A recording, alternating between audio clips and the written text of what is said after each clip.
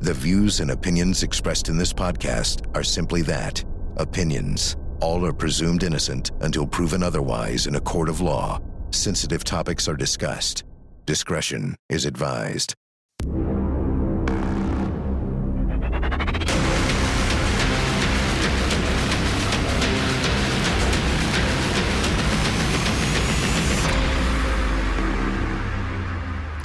I'm Vinnie Politan. The subject of my investigation is a missing mom from Virginia. Her name is Mamta Kafle, and she has a young child. And that little girl, as you watch the program tonight, I want you to keep in your mind that there's a little girl who doesn't have her mom. Here's her story. Mamta worked as a pediatric nurse at Prince William Medical Center. In August of 2023, Mamta gave birth to a baby girl, the first child of Mamta and Naresh. And then Mamta went back to work. Early in 2024, there were some reported marital issues for the couple, and Mamta moved out of the house for a short while before returning. Then, on August 1st, when Mamta did not report to work and no one could contact her, co-workers asked for a welfare check to be done. Police went to the house, and eventually Mamta was officially declared as an involuntarily missing person. And now her family, co-workers, and members of the community are wondering, what happened to Mamta? As always, people don't just vanish. Something happened. Now, people can voluntarily leave, but that's not the case here. Investigators believe that it's involuntary, meaning something happened. She did not want to leave, and that's why she's missing. Interesting, I want you to take a look here. WUSA 9 in Washington, D.C., covering the story, did an interview with Mamta's husband, and I want to read part of that to you. The reporter, talk to me about the last time you saw her. And then her husband says, in the evening of Wednesday, we were here, and then we ate together, yes. The reporter says, what did she say? What was she like? The husband then says, we don't have any type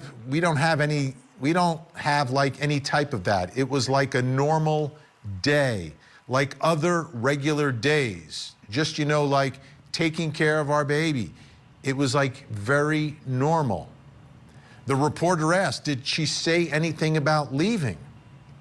And the husband, Naresh Bhatt, says, no. No.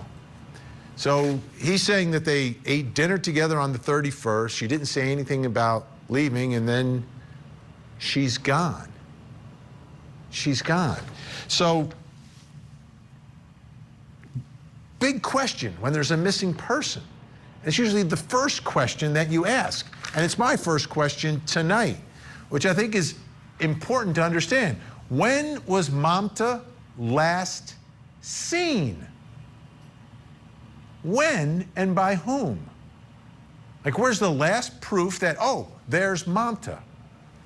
Let me bring in my guest. Joining me, Nepalese journalist who interviewed Mamta's husband, mother, and brother, Sachi Manali is with us. Also with us, retired police commander and host of the Profiling Evil podcast, Mike King. Thank you both for being here. Sachi, I know you have really got a lot of information about this. So what do we know about people seeing Mamta and when the last time was that they saw her? Thank you for having me. Actually, there are little bit of confusion, looks like, because when I asked his husband, when I interviewed Mamta's husband, he said July 31st is the night he saw her last. But when I interviewed Mamta's mother is back home in Nepal. So whenever it's like 28, if it's 28th July here, it's 29th morning there. If it's night, then it's morning there the next day. So she told me July 30th is the last day she talked to Mamta, and she used to talk to her 2-3 times a day in a video call. Okay, well, let me make sure I'm clear on this. So Mamta would speak to her mother, who's in Nepal, overseas, but would speak to her 2 to 3 times every day? Yes, they used to do the video calls, and she said that on the last day, her face was very gloomy. So as a mother, she asked, what happened? Are you okay? Then Mamata said that everything is fine. And from what I'm hearing from all of her friends, childhood friends, even including her husband, Mamta never used to have a gloomy face, they said. Even the husband agreed to that. And she is highly inspirational. She never shares her things with other people because there is kind of stigma to it if other people know about our personal matters and they start talking about it. So she used to keep the information to herself. But there are very few people who she has talked to. Today only I found out that she has been talking about the troubled marriage. On June 24, she talked about her troubled marriage with one of her childhood friend. That information just came up this afternoon. That day she had a gloomy face, mother said, and when I asked Naresh about that, he said he has never seen her gloomy face. Okay, Mike King as an investigator now. So getting some of this information, how do you determine the last time she was seen, and how do you verify if it's someone in the house, right? If it's the husband, how do you verify that she ate dinner with him that night? She didn't speak to her mom that day, and she speaks to her mom 2 or 3 times a day. So what do you do with that type of information to try to get to the truth here? Well, I think this timeline's now coming together much clearer, and it's really nice having this guest on who can help us understand that there was another name in there. I'm sure law enforcement has that name and that discussion, or at least I would hope they do. So now we're starting to see the timeline starting to tighten up a little bit. The interesting thing to me, Vinny, is that we have this last day seen at work of the 27th of July here in the United States. So those are firm dates. We have now this idea that she was speaking to her mother possibly on the 30th, but we have a friend who spoke to her on the 28th. And then the husband who's saying, I've talked to her, or we had dinner with her on the 31st, and I went to bed. And there are so many interesting dynamics and red flags here that it's just making you really scratch your head. But the thing that you have to do as an investigator now is start putting those together and then corroborating them with other pieces of evidence. If it was a Skype call or something else, was it done on a mobile device? And can that mobile device be digitally analyzed to determine that that call was made? Or was it made some other way?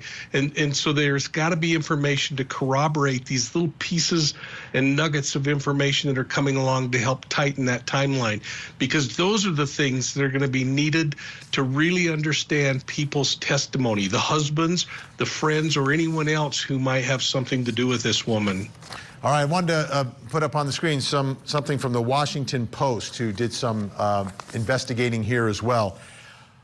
On July 31st, she did not call her mother in Nepal, as she had faithfully done every morning and evening to share the mundane, what she ate that day, and the significant, the milestones of her infant daughter was hitting, her brother said in an interview. On August 1st, co-workers called police when she missed a shift at the UVA Health Prince William Medical Center. Manassas Park police officer went to her house the next day to do a welfare check, but left after her husband declined to report her missing. The police department said in a news release the family still had not heard from her, said the brother, who described pleading with his brother-in-law on August 4th to call authorities. So it seems, Sachi, that the family and her husband, so her brother not necessarily seeing eye to eye with her husband at this moment about the significance of her not being around.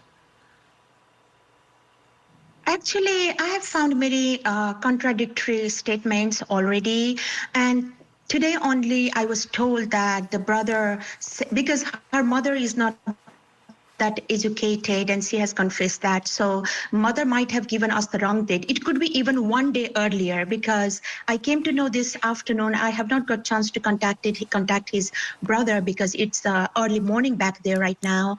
So I came to know that actually the date was 29th morning. So I have to verify that after this program. Maybe I can verify that, and I have requested a screenshot of that call recording so that we know which day exactly it is. But mother said in my interview it's 30th of July.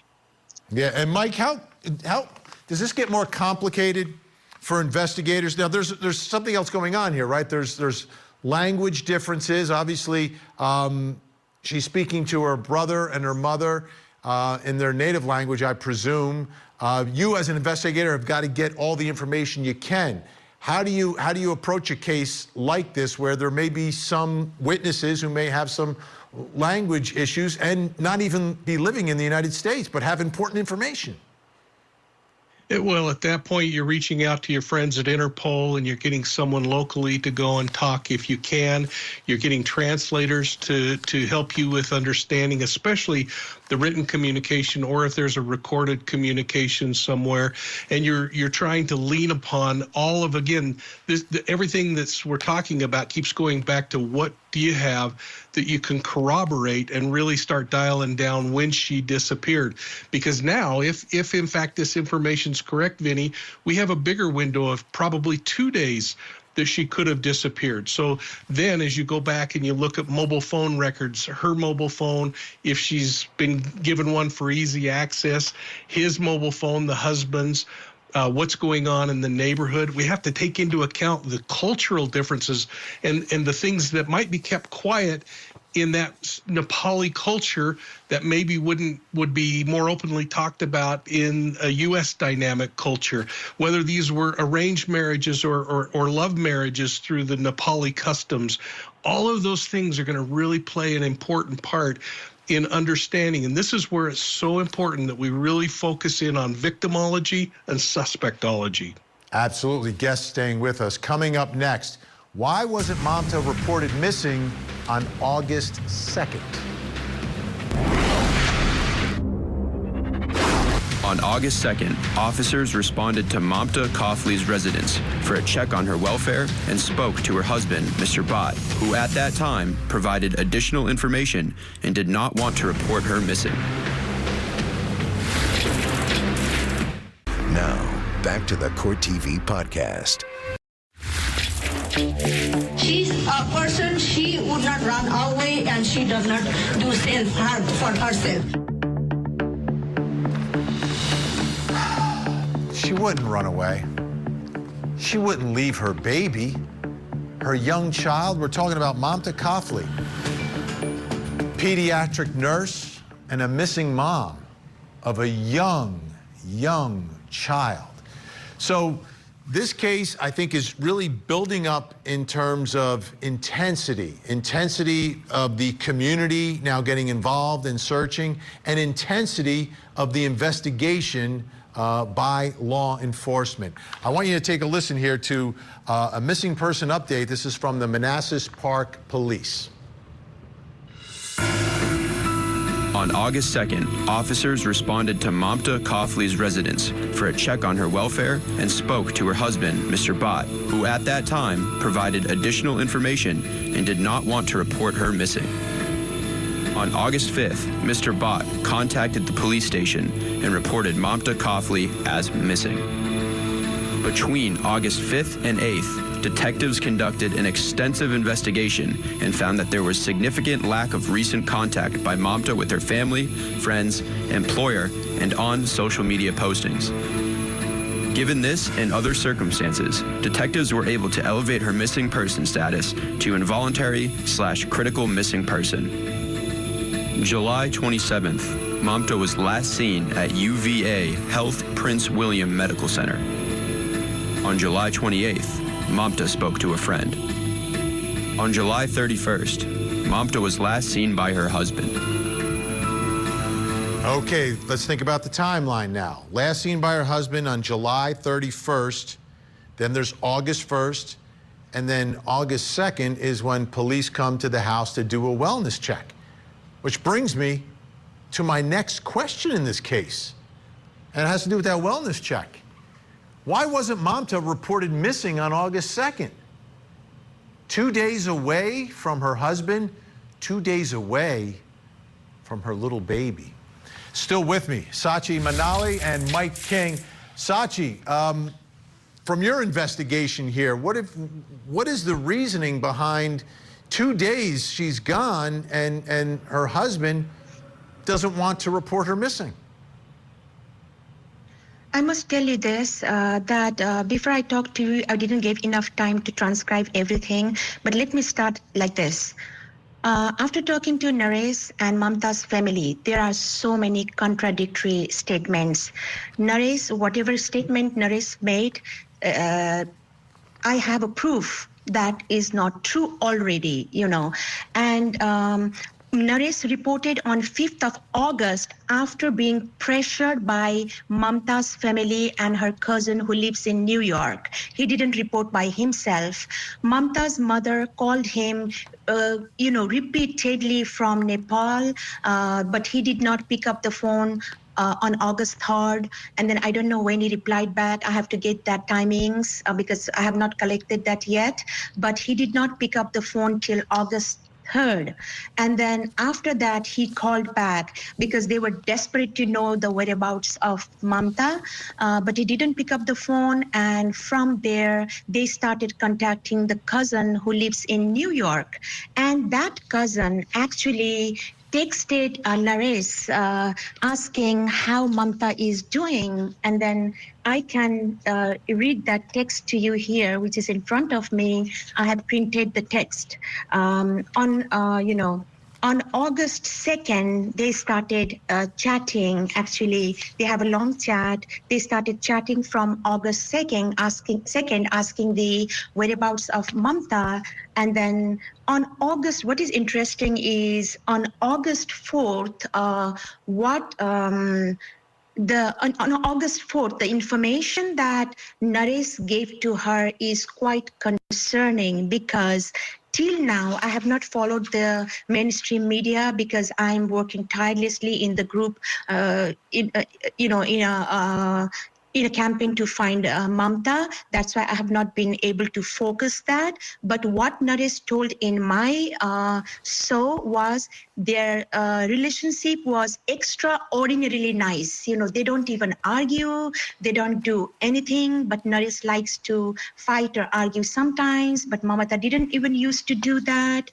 And he tried to explain it as extraordinarily wonderful or extraordinarily nice. And on August 4th, the lady, she's not her, the Naresh texts her saying she's not at her work. She might be at her apartment. It's amongst all other texts. And August 4th at 12:32 a.m., the cousin asked Naresh, did you guys have fight again? Naresh writes, no, we decided to separate with respect. No any discussion at all. Even we don't argue. She wanted to move either New York or Texas. Naresh has been saying that their relationship is extraordinarily wonderful, nice. They even used to watch TV once a week together. They don't even argue. He likes Mamta to comment on him sometimes, but she's not even doing that. Whereas after her missing on August 4th, even before reporting, formally to the police, he says, no, we decided to separate with respect. Wow. So here, I asked her mother. I was about to talk to her, and then I said, did anyone threaten you or, bribe you or something to come to this interview? She said, I'll read that to you. I didn't have much time to transcribe, but I have a gist of it. She said they have a tea shop in Nepal. They keep on telling that our son-in-law knows everything. She cried, mentioning that I am very worried for my daughter, whether I can see her or not. So I came to this show myself. Even before I asked the question, she started telling everything, that her husband, my son-in-law, had done physical abuse to my daughter earlier as well in last February. But I was in touch with my daughter, even when 2 times she was out of the house. She stayed with a friend for a week or so, and after that, she moved to an apartment for 8 to 9 days. But that time, her in-laws knew, her husband knew, her Everyone parents, knew. This everybody time, knew about that. wow, Sachi, Everyone this knew. is huge. This is huge. This time, Let me just cut you off for a second. I just have to cut you off for a second. Yeah. We're looking at pictures from WUSA, a search of the marital home. I just want to bring Mike King in just to get a little reaction to all these major developments that you are reporting for us. Mike, what are your thoughts here? A potential statement by the husband that they had separated on the 4th before he reports her missing on the 5th. That makes no sense. Yeah, this whole thing, again, like I said earlier, is so filled with red flags. The idea that there's past behavior that, as we've said before on this show, is always predictive of future behavior, that this domestic violence cycle that occurs is a true thing and a real principle, and that it can lead to domestic violence homicide. Now, whether that's the case in this situation or this woman had some emotional break and had to leave the area, we don't know, Vinny. But with the things that are happening with a child birthday and it's all about the importance of being a mother, it just doesn't fit, does it? No, it doesn't. All right, Sachi Manali and Mike King, unreal developments here. All right, folks, we got more. I'm Vinnie Politan. We'll keep digging for answers as the investigation continues.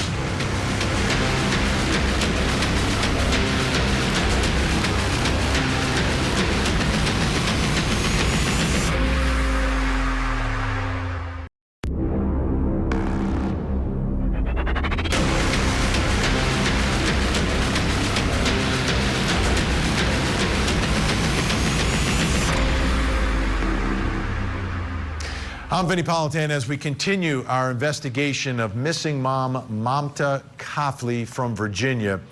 I want you to keep this in mind.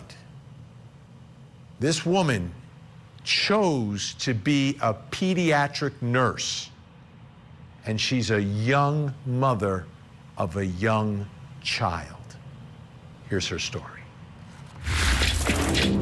Mamta Kafle came to the U.S. from Nepal in 2021. She worked as a pediatric nurse and married a man named Naresh Bhatt. They lived on a beautiful, quiet cul-de-sac in Manassas Park, Virginia. In 2023, they welcomed their first child into the world, a beautiful baby girl. But close to a year later, Mamta vanished, missing seemingly without a trace. And now her family, her co-workers, and the community are coming together to help find Mamta. So whenever you cover a story like this or investigate a case like this, the focus is always on those closest to the missing person, right? Because they will have the most information and the most interaction with the missing person. And obviously, you want to get information from them, and you also want to potentially clear them as a suspect if there is any foul play involved. Now, take a look. This is from the Washington Post report and investigation they did. Accounts of the couple's relationship from Mamta Bhatt's brother and 2 friends, as well as her own posts in a private Facebook group, reflect turbulence that prompted her to leave the home at least once in February. Kafle, as well as friends Ashish Sangrula and Sarita Nupane, said the couple had a disagreement that then resulted in Bhatt staying with Nupane for a week. It was not clear what caused the strain. Nupane said that the couple had an arranged marriage in 2020 and that Mamta Bhatt immigrated to the United States in 2021. This is an important part of this story. A missing wife, a missing mother. What's going on behind closed doors in the 4 walls of their beautiful home in Manassas, Virginia? That brings me to our next question. in this investigation. What was the status of their marriage? Were they happy? Were they separated? Was there domestic violence? Joining me, Nepalese journalist who interviewed Mamta's husband, Mamta's mother and brother, Sachi Manali is with us. Also joining us, private investigator, founder of Victim News Online, Erica Morse. Sachi, let me begin with you. First, was this an arranged marriage, number one? And number two, what was the status of this marriage? Were they happy? Were they fighting? Were there separations? Were there disagreements? What do we know? As I have come to know that, because I never knew Mamta, so as I've come to know from their parents, I'm in direct contact with them. And as I have come to know from their parent, her mother keeps on saying, and she has said that in this video as well, what he did, how he did, my son-in-law knows everything, but he does not open up. So, and Naresh has been saying that their relationship was extraordinarily, well.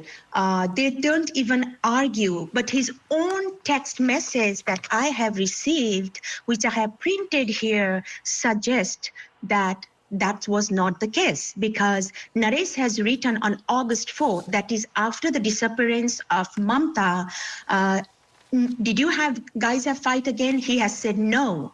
We decided to separate with respect. And in other medias, including my media, Naresh had said that my relationship was so good. If it was good, then why is he even mentioning on August 4, 12:32 a.m. that they decided to separate with respect, no any discussion at all? And even they don't argue. So that's the question. So we don't know, but Naresh's two statements are contradictory here. This alone actually contradicts with his previous all statements.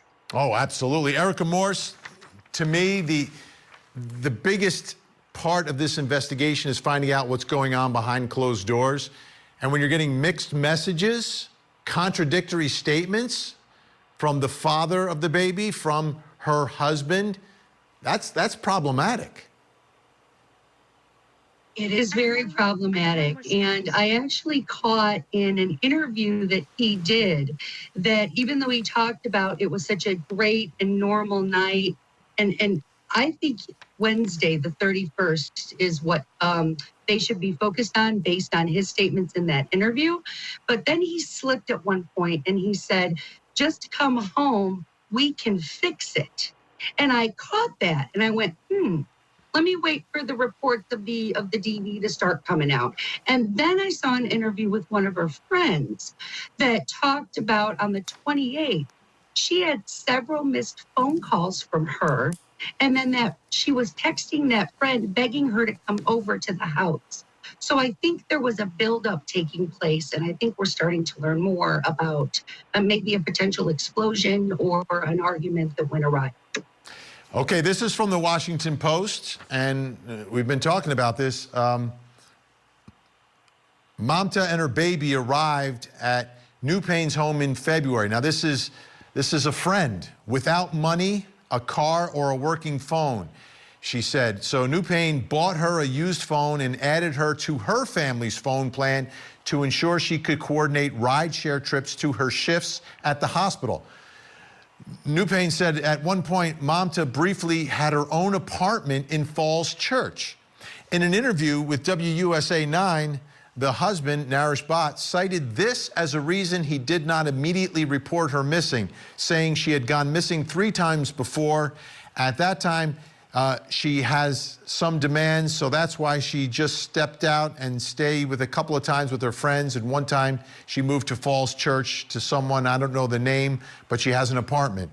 This is what Naresh Bhatt told the reporter, according to WUSA 9. So, Sachi, as I'm looking at this, it appears that at some point she does leave the home, but I believe she left the home with her baby. This time she's gone without the baby. That's a big difference. Actually, when she initially left, I think it was as the lady has told me, her friend, it was just for a week that she stayed with her, and 8 to 9 days she stayed in that apartment with some other Nepali family. That's what they have told me. And what is what is really, what makes really you to scratch your head is previously, everybody knew where Mamta was, including Naresh, in-laws, mother, brother, everybody. In my interview with Naresh, her brother, Mamta's brother, has commented saying, why didn't you notify me? And they had to beg from back home to repeatedly, trying to know Mamta's whereabouts. So this time, nobody knows. Erica, I want And to put... it's like very different story from before. Absolutely. Completely different. There's not the communication. There's not the baby going with her. This is also from the Washington Post. Posts from Mamta's Facebook account began appearing in a closed group for single mothers in the DMV area asking for help. In posts on February 6th and the 16th, Mamta's account seeks advice from the group on navigating a separation and retaining custody of her baby. In follow-up comments, she appears to post about being new to the United States, unsure of where to go for legal help, and worried about money. Erica Morse, couple things here. Number one, when she left before, everyone knew where she was, and she apparently had her baby with her. This time she leaves, no one knows where she is, and she doesn't have the baby. That is a different circumstance, and it seems, at least in February, it is possible that she was looking for a way out of this relationship. This is a woman planning an exit strategy.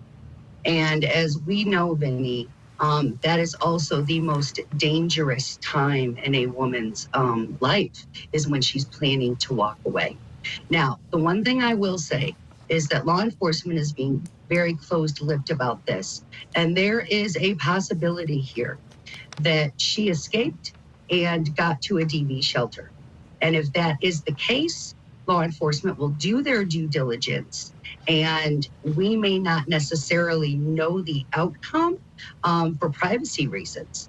So I am encouraged, considering they're talking about hope and they're talking about everybody remaining positive, because that is a potential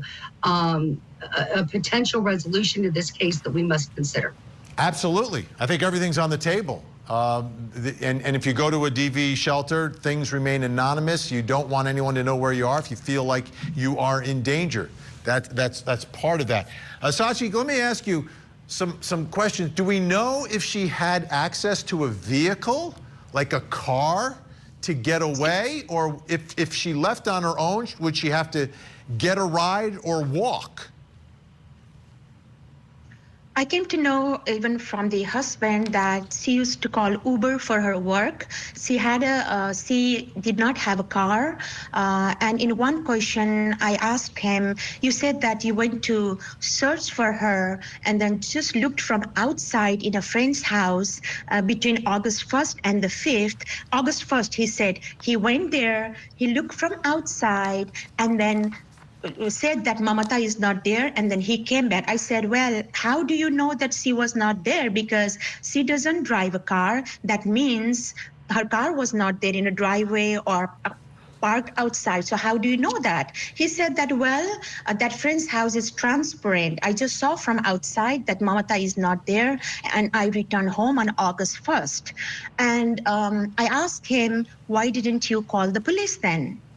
He said, she used to go for work like for a couple of days earlier.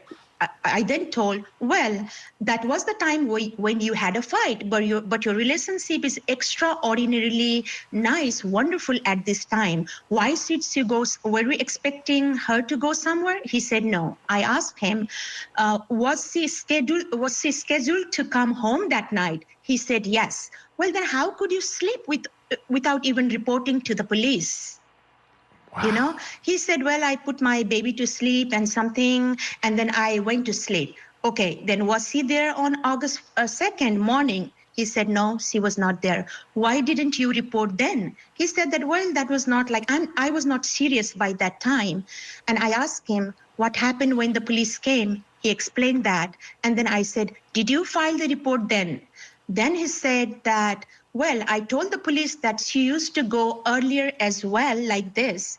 And I told all the stories. Then police say that, well, then you searched her till you get exhausted. And once you are exhausted, call us. You know, once you see that you can't find her anywhere, then call us. I then ask, like in different questions, I then ask him, where did you search her? Maybe he said one place. And I said, does it take so long, so many days to search in one place? The place where you went on August 1st, you already went there, right? So it doesn't make sense. And then when I asked that about August 1st, he was out of the camera because it was Facebook Live. And then he said, baby is crying. Well, when I revisited this just before talking to you, I didn't hear baby crying. Then I put like really that, you know, device to my ear. I don't hear baby crying. He goes to the room. And then I don't think I have mistaken that. He goes to the room, camera turns to, and he was trying to mute the camera. I said, well, this is a live session. Just turn the camera on. It's okay. People will see your natural life. Just try to be natural. That's what I told him earlier as well. So he goes to the room. We don't hear even any baby crying sound. The camera goes face towards the wall or the ceiling, and then baby cries. Of course. He lifts up the baby, and then you will know when you watch that. Absolutely. Sachi Manali, we're out of time for now, but we really appreciate your insight. Great reporting. Erica's going to stay with us. Still to come, how does this case get solved?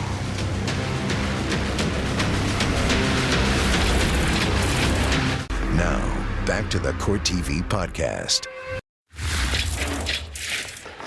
Okay, this is a case involving a mom of a young child who's missing. They live in a beautiful neighborhood. I want you to take a look at the area. I have a few maps to show you here because I think it's important. I think it's significant that we figure out exactly what we're talking about here. So take a look first at the house in the cul-de-sac, okay? We've seen areas like this throughout the country. This is Northern Virginia. Northern Virginia is beautiful. Not cheap either, folks, by the way. But let's pull the map out just a little bit. So I want to give you a better idea. Oh, look at all that green space to the right.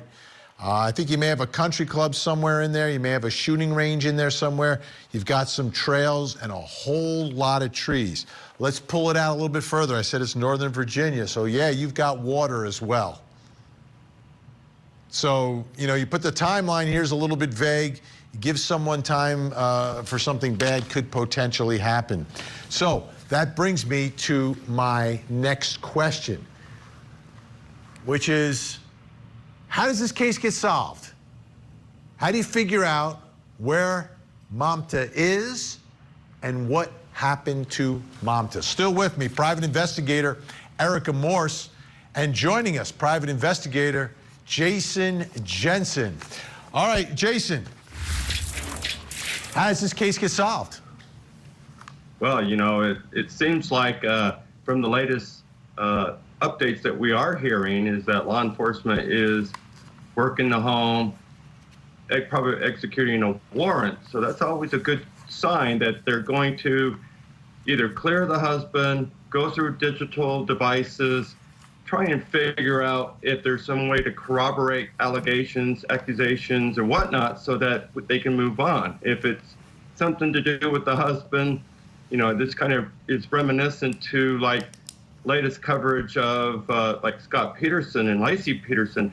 If this is a death and a concealment, they're hoping to get some information to corroborate that. If there's blood stains at the house that were cleaned up, if there is any kind of digital footprint showing a obscure water area that he may have traveled to. That's all going to be important. These images from WUSA 9 in the area, and you take a look, and one of the things I noticed, Erica Morse, you see the yellow tape. They call that crime scene tape, don't they? You've got an evidence van in the driveway, and then you've got some other cars there, people walking in and out of the house. What are your thoughts, Erica, about what you're looking for in that house, what you could find in that house? Unfortunately, that is called crime scene tape, and that's not necessarily a good sign, because that's indicative that they believe a crime transpired in that location. So, as Jason said, they're going to be looking for digital devices. She maybe didn't have a phone, it sounds like, or was borrowing a phone from a friend. They're going to be looking for evidence of a struggle. They're going to be looking for things like furniture missing. Is bedding missing? Are sheets missing? Is there evidence of something being cleaned up recently or recent bleach in a specific area of the house? And then they're going to lean on the husband. If I were law enforcement, I'd be pushing him to take a polygraph. That way we can rule him in or rule him out. But the crime scene tape around the house, not necessarily a good sign. You know, Jason, every time someone is missing and there's a wooded area near the house, I say that's the area that you've got to hit first in a search. You've got to search that area. How many times have we seen that someone who is missing is somewhere near the closest wooded area to their home? Oh, exactly. In fact, I've even heard Erica say within a mile of the last place where the missing was seen is a prime area to search first, because it's oftentimes the closest area where they're going to try and ditch a body, because there's easy explanation. Went for a walk, something happened while they were at a local walk, or they're looking for a place that they're comfortable with, that they're familiar with to dump a body, as opposed to go to some foreign area where they could be caught. So yeah, close to home is often the place that they pick. And you back up to a vast wooded area, even if she's wandering out on her own, that could be a place where she could go. Erica, let me ask you this. I'm asking, how does this case get solved? What are your thoughts about the chances of this case being solved? I think the chances are as good as Maya Milioti, just plain and simple, because the two cases are so similar. And I bring that up because of the daughter's birthday, Vinny. Here we are again, a mother missing her daughter's birthday. I'm not buying it. So either this woman ran for her life in a moment of actual escape, and she felt that was her only time to flee and did so without her baby because it was that dangerous, or they're treating that like a crime scene for a reason, and they're going to have to expedite, finding her, and that's why they have all these searchers. Erica Morse, Jason Jensen, thank you so much. So many questions for the loved ones of Mamta. Naresh Bhatt, her husband, was charged with one felony count of concealing a dead body. And this was after law enforcement found evidence of blood in the home that he shared with his wife. Now, at a bond hearing for Naresh, the defense argued that he should be granted bond because police only had blood and no body. They further argued that the amount of blood found in the home at the time amounted to that of a, quote, nosebleed. When it was the Commonwealth's turn, prosecutors argued against Naresh receiving bond, and they took the time to elaborate on the evidence that they have against him. The Commonwealth's presentation convinced the judge that Mamta's husband could be a flight risk and a possible threat to the community, and ruled that Naresh would remain in custody without bond. So that's where things stand, and the search continues for Mamta's body. Mamta is a mom. Mamta is also a pediatric nurse. I'm having a real hard time thinking that there's any chance that she voluntarily left her baby behind. I'm just not buying it. Something happened, and hopefully investigators find the evidence that lead to an answer for that little baby. I'm Vinnie Politan. We'll keep digging for answers as the investigation continues.